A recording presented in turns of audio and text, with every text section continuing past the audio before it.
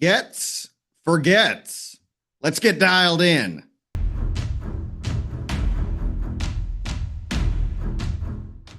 Hello and welcome to Texas Talkin, the show where we torch the filter of mainstream media and say all the things you're not allowed to say at your local Rotary Club without getting disinvited from the potluck.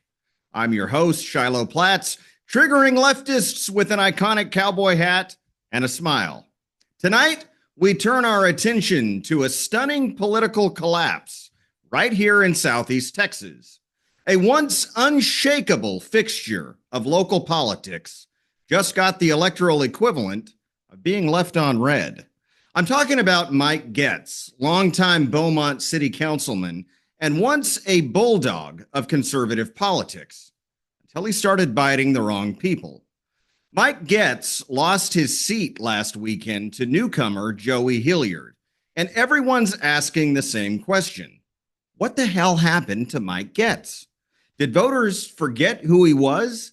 Did they suffer a collective case of amnesia? Or did Mike Getz jump headfirst into the political woodchipper and hit the high speed setting himself? Let's rewind. Years ago, Mike Getz was a conservative street fighter. He took on the corruption-riddled, race-baiting cesspool known as Beaumont ISD and actually made a dent. People called him a hero. Now they're calling him unemployed. What changed? Well, Getz fell into what I like to call political quicksand. You know, that murky swamp between MAGA and the establishment where ambition goes to die and endorsements go to get revoked. No man's land in the Republican Party. First problem? Democrats hate him. Always have. Nothing shocking there. And who wants their support anyway, right? But instead of building bridges with the voters who once backed him, Getz decided to go full kamikaze on the one group that could have saved his political hide, MAGA Republicans, the base, in which I proudly include myself. Now, why would he do that? Great question. Here's your answer. Mike Getz went all in on Dade Phelan. Yes, that Dade Phelan, the guy who makes Mitch McConnell look like Andrew Jackson and is as politically radioactive as Chernobyl. Not only did Getz support Phelan, he practically auditioned to be his press secretary. And when grassroots conservatives dared to challenge Dade's reign of mediocrity, Getz viciously attacked them too.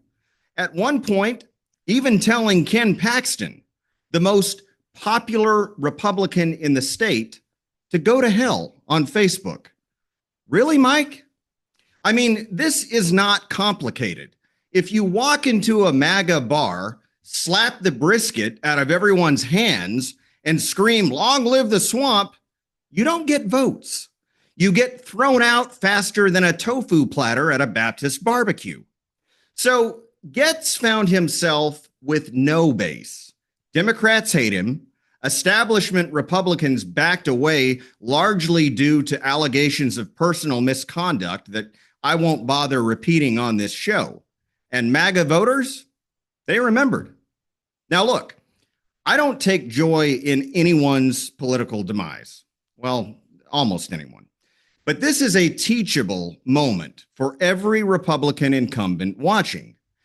If you're going to wear the label of conservative, act like it. And more importantly, dance with the one that brought you. You don't get to court the grassroots when it's convenient and then ghost them the moment you get a phone call from Austin. So, to Mike Getz and every other politician straddling the fence, pick a side. Because MAGA remembers. And guess what? We show up on Election Day.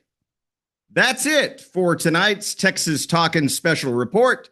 I'm Shilo Platts, saying what they won't, wearing what they wouldn't, and reminding you, never bet against the base. May God bless you, and may God continue to bless the great state of Texas. Let's keep Texas talking. Stay dialed in to interviews and content just like this by clicking that follow button on my Facebook page, or hit the subscribe button to learn more about exclusive access that you won't want to miss.